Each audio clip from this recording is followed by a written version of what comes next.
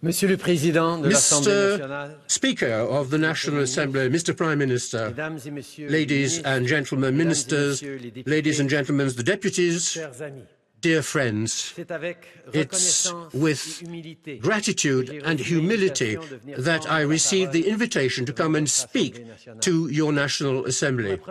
For the first time in this Parliament, a Canadian Prime Minister is speaking to you directly. I am descended from French carpenters in La Rochelle.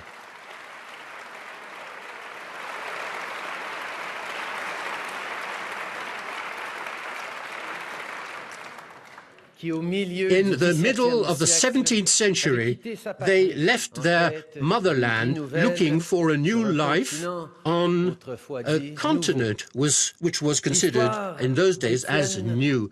History of Étienne Trudeau is the story of innumerable Canadians who are also the descendants of the first people to arrive, the first French people to arrive in Canada and to shape this country. So I feel deeply moved to speak to you this afternoon in this historic site where many great debates have marked the history of France. My presence here bears witness not only to the importance you attach to our partnership, but it also reflects our common will to deepen our friendship, the friendship that brings us together for 2 centuries. Those who have preceded us in the government and in Parliament have endeavored to make the world a better place. They have fostered the development of our economies.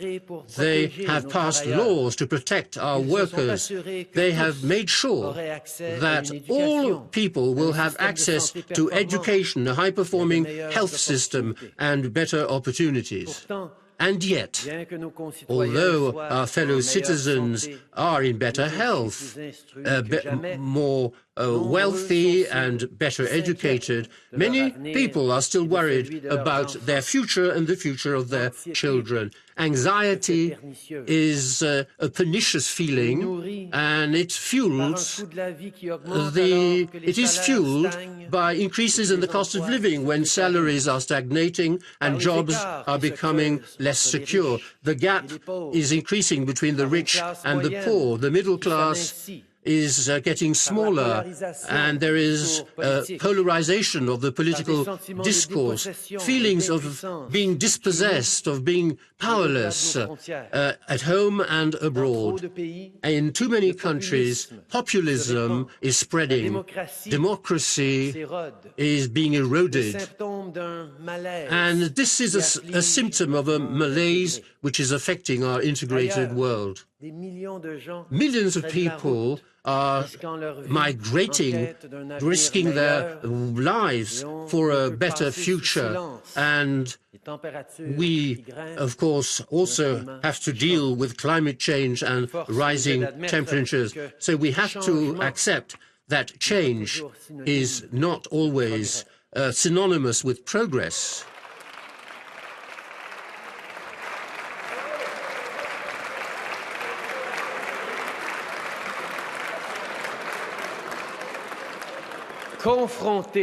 Faced with the great challenges of our time, the liberal democracies have the responsibility of presenting a clear and convincing vision of the future to which they aspire and the world they hope to build.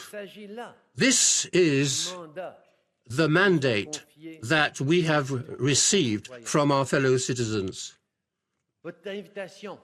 Your invitation has arrived at a turning point. France is thinking about its role within the European Union and the construction of Europe and in the world order. In this regard, I would like to pay tribute to the President of the Republic's commitment, which he underlined this morning when he spoke to the European Parliament, his commitment to Europe, as repeated in the speech to the European Assembly this morning.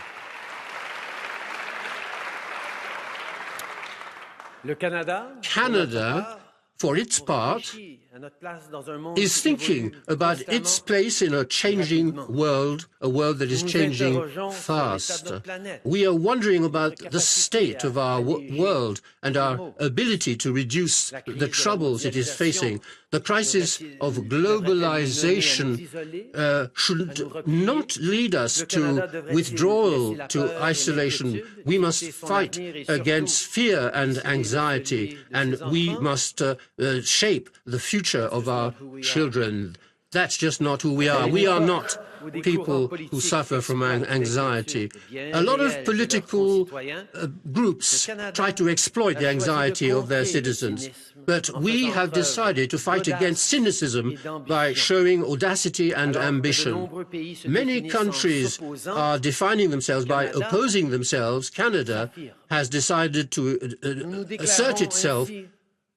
We are for progressive free trade. We are for diversity. We are for immigration. We are for the protection of the environment. We are in favor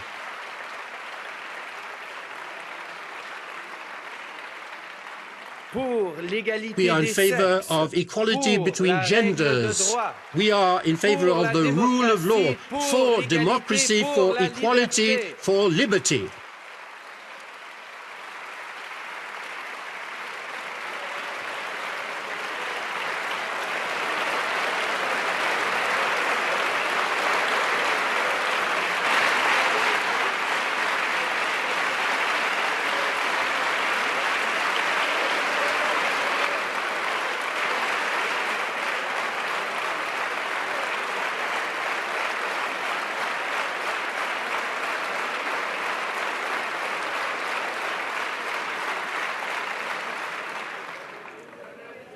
Comme l'avaient fait valoir les Lumières.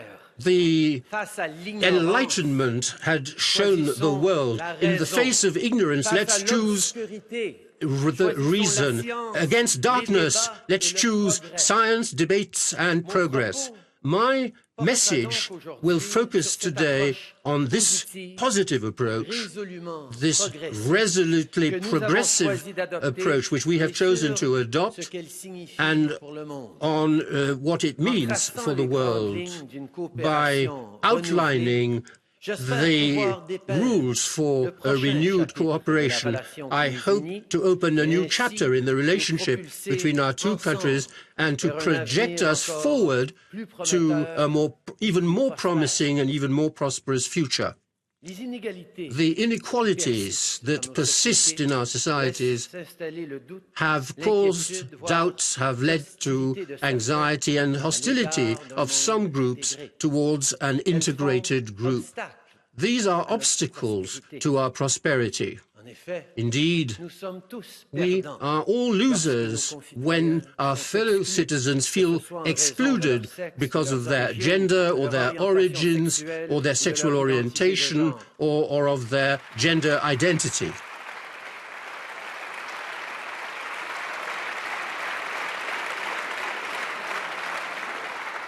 No country can hope to achieve its full potential without the participation of all its citizens, whatever their origins, whatever their beliefs.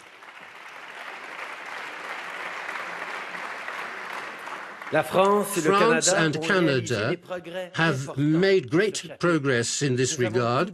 We have both marked the history by choosing a bilateral, a gender-mixed ministry government, and we are approaching perfect equality between men and women in our cabinet, in our government. We are very close to parity.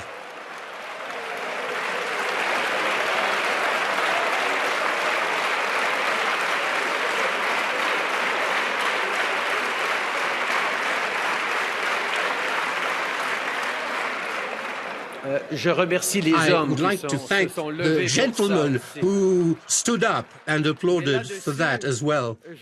But in addition, I must admit that in the Canadian Parliament, we still have our work cut out.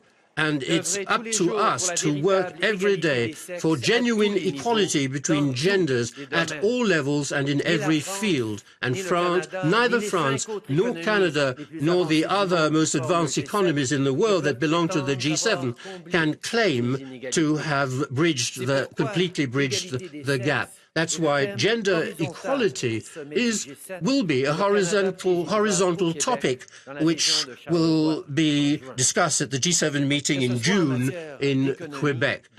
In the field of economics, employment, the conclusions adopted by the G7 must contribute to genuine equality between men and women.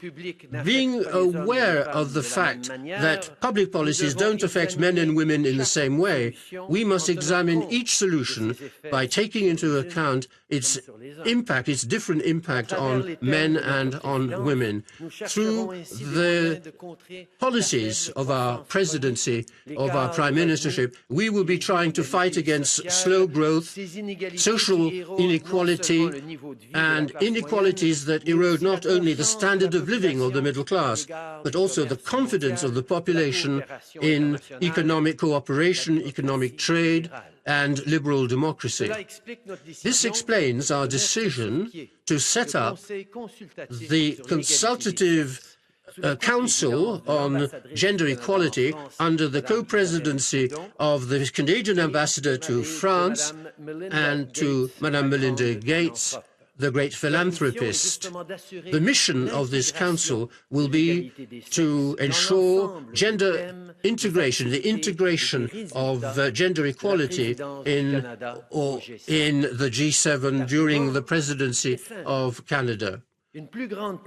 Greater participation of women in the labour market is indispensable for the growth of our economies.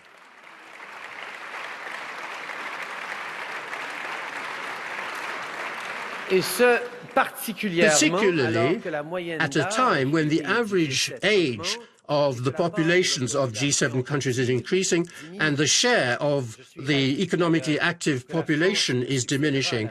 I am delighted that France will be succeeding us as president of the G7, as I know that your president shares the will to continue this fight next year.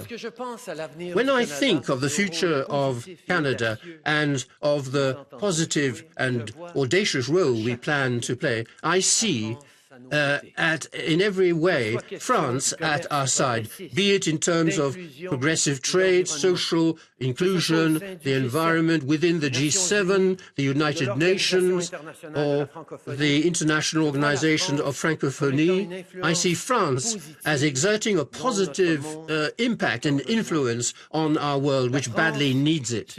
France says that it is in favor of protecting the environment. France acts as a planetary leader in this regard. Both our countries are united in aiming to fight against climate change while at the same time growing our economies in a sustainable way. On both sides of the Atlantic, we are making unprecedented investments in clean technologies, green infrastructures that stimulate growth and create good jobs for the middle class. Whereas the countries across the world are fighting to increase their market shares within the economy, Canada and France must foster the sustainable development in order to remain competitive. In the first weeks of my government in 2015, we participated actively in the COP21 conference, and I would like to pay tribute to France again for the fresh impetus that it gave to this and the active role played by the Minister of Environment, Catherine McKenna, to bring the parties together in order to achieve agreement in the Paris Agreement, the signing of the Paris Agreement. Since that powerful moment, my government has worked with the provinces and territories and indigenous peoples of Canada in order, for the first time, to give Canada a national framework for clean growth and climate change. We have opted to put a price on pollution caused by carbon. And like you, we have committed ourselves to give up coal and to totally eliminate power stations that use coal by 2030. But if there is one thing that France and Canada are aware of, it is that the fight against climate change must absolutely be conducted on a global scale, because the consequences of global warming are not limited to particular parts of the world. The unprecedented number of countries that have signed the Paris Agreement bear witness to an international consensus on the impact of human activity on the climate.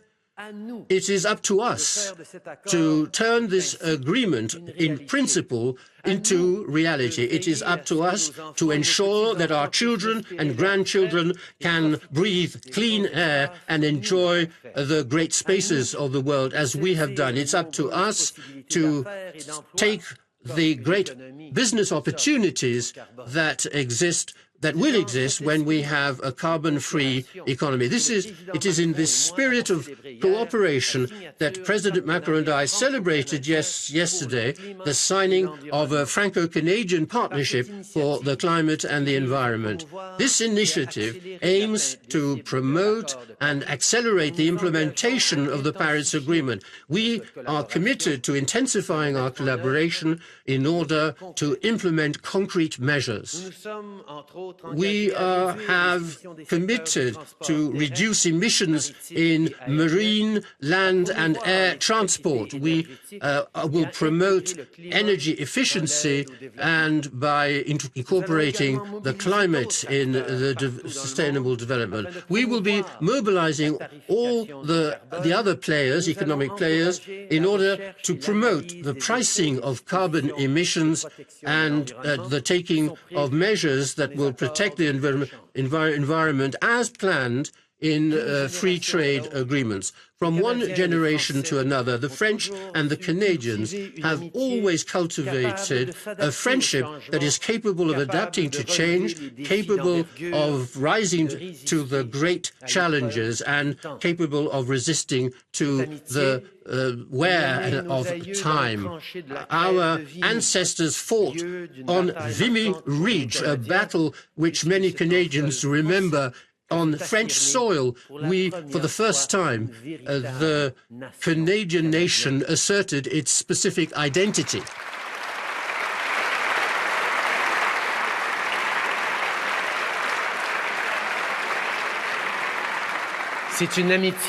This friendship, I was a witness when I visited the Hauts-de-France, when I attended the commemorations of the centenary of the Battle of Vimy near Arras.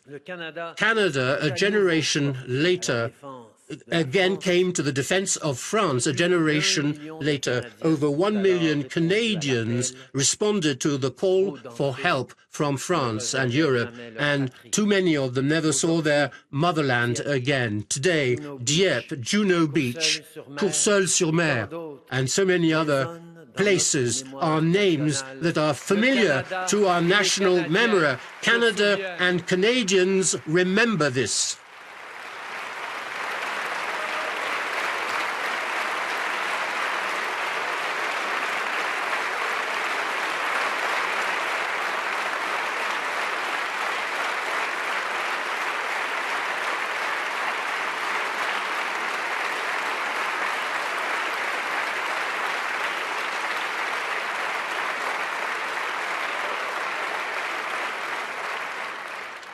The horrors of war have highlighted our common responsibility for acting, for committing ourselves, and for collaborating with our partners in order to achieve our goals. If the powers of the Axis were vanquished, it's thanks to the joint action of states inspired by a shared vision of the world and shared values. This work continues still today. Recently, murderous regimes used chemical weapons against their own people. Faced with this horror, the world had to react. That's why Canada supported, without hesitation, the decision made by France and the United States and the United Kingdom to intervene to reduce the Assad regime's capability to launch chemical attacks. Modern threats make it more than ever necessary to cooperate between nations. For example, the situation in Mali, the role of France to restore security and stability in that part of the world is a source of inspiration for the international community.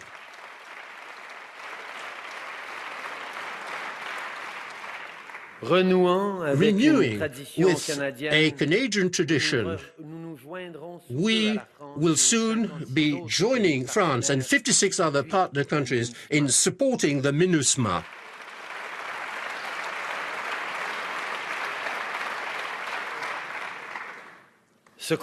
What we see today is that France is establishing itself as a country that wants to give a fresh impulse to progress in the protection of the environment, fighting against violent extremism, or the spread of the influence of the French language. Last month, the President of the Republic spoke to the French Academy, during which he expressed his will, his determination to restore France's place and role in the world. He underscored the fact that French had become a global world, a beautiful language of which we can bear witness every day in Canada. You must know, my French friends, to what extent the Canadians are attached to the French language.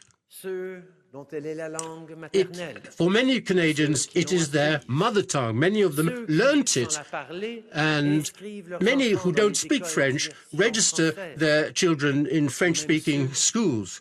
And even those who, many of them are very proud to speak this language of international communication, of culture, which is so beautiful and is one of our official languages.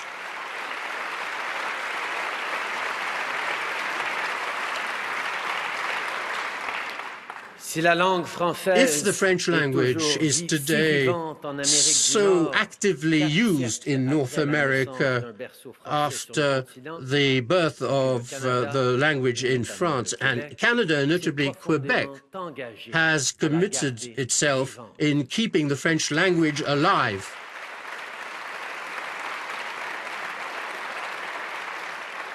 France and Canada today have to turn this language into a tool for modernity, work and prosperity. As underscored by the Acadian writer Antonin Maillan, the first Canadian winner of the Prix Goncourt, the Goncourt Prize, a tree is more than a tree. It is made up of leaves, roots, fruit, branches, wind in the branches, nests for the birds flying in the sky. It's the most beautiful image which inspires me in my belief in francophonie, the French language.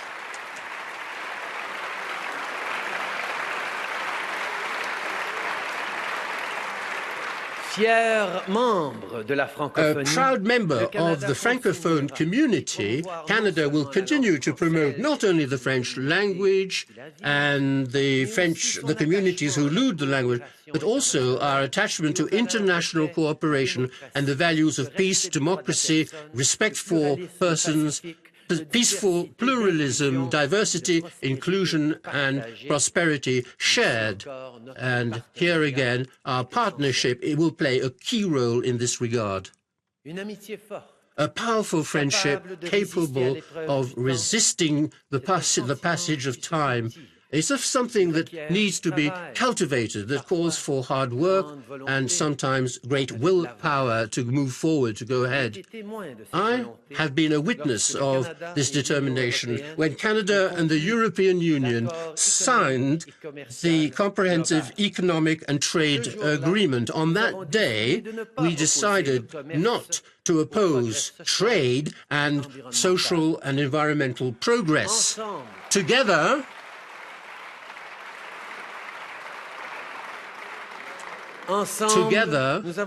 we have chosen an approach which is progressive in terms of our trade.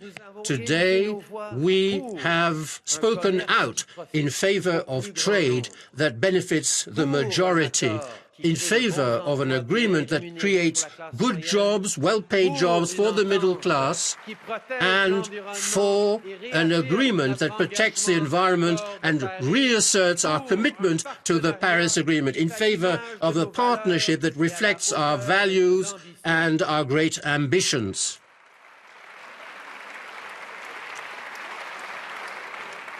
After all, 4 centuries of trading and exchanges have nourished trust between us. The AECG or CETA goes much further than any other trade agreement signed in the world. It sets an example regarding the protection of the rights of persons, on the environment and citizen mobility. It preserves the rights of states to pass laws and regulations in the public interest, and to implement policy that support their cultural industries and to protect work standards that and foster greater cooperation in favor of the environment. It was provisionally implemented a few months ago. The CETA already has shown positive effect. In 2017, after 4 months, imports to Canada from France increased by 4%. In the agro-food sectors alone, there was an 8% increase compared with the year before. Canadian investments in France have increased by 23% last year. Today, some 200 Canadian companies employ over 28,000 people in France, whereas France supports 95,000 jobs in Canada.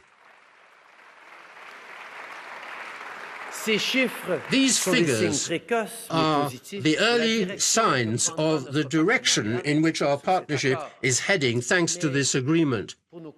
But for our fellow citizens, the CETA goes well beyond statistics and percentages. For Decathlon, this agreement will result in the opening of its first outlet in Canada, opening up a new range of products for Canadian sportsmen. For a company from the Atlantic Pyrenees, the reduction in customs duties will enhance its competitiveness, and more Canadians will be able to wear the bonnets made by this company. And as regards the sweet factory, the Roi René in Aix-en-Provence, the CETA will enable them to increase their sales in Canada and hire more workers in France. This week, a delegation of 50 businesses in the innovation sector are in Paris to develop partnerships with your companies. All these examples illustrate the same reality. Trade exchanges, when they are well managed, benefit the majority.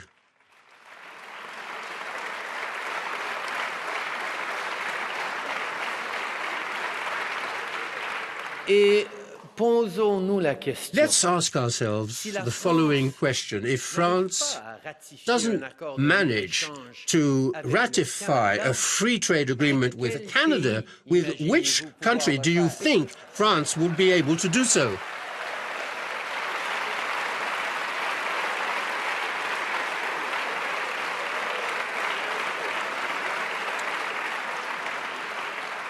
The CETA is the starting point of a new era of cooperation and integration.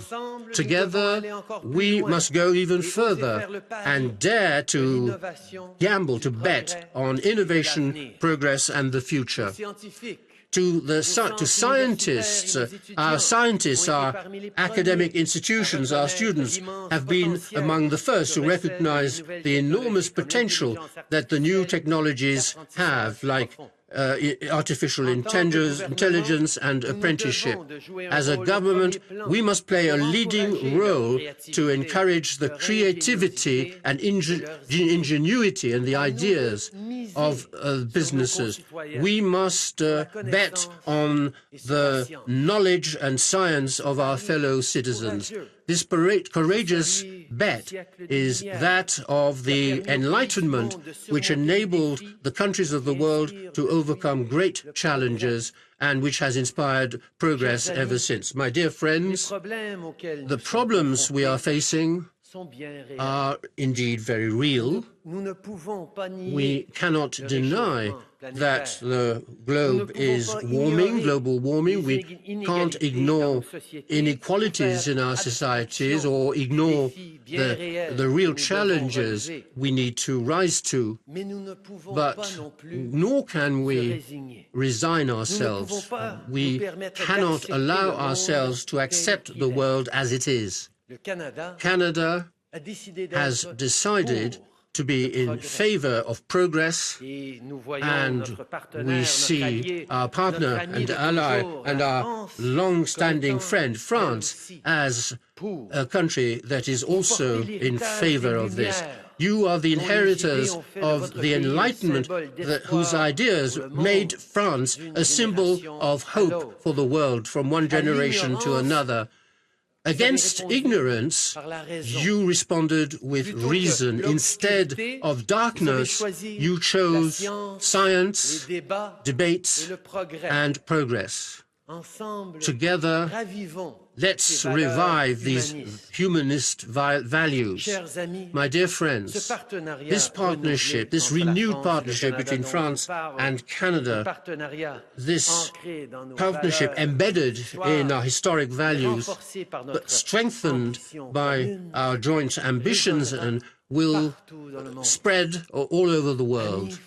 My French friends, Canadians are stretching their hands out to you. Let's have the audacity to go off together, to build together a more progressive, diversified, greener, more inclusive, more open, more democratic world, a freer world, more equal and more fraternal, a world which reflects our image, our soul. Thank you.